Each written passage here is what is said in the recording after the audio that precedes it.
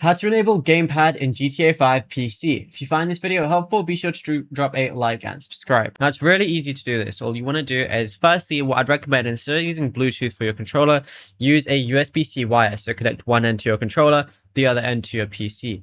Then just go ahead and open up your GTA 5 Enhanced or Legacy, and I'll show you right now. It also says most playable with controller. So of course you can use keyboard and mouse if you want to, but I would always recommend using a controller for this. What I can also do while it's loading, I'll just let you know that you can also use big picture mode. So press like your main power button on your controller or like the PlayStation button in the middle, and then that's going to launch big picture mode. If you launch GTA 5 Enhanced or Legacy through that big picture mode, that's also going to allow you to use controller as well. Okay, so now I am using my controller on GTA. It just loaded up for me.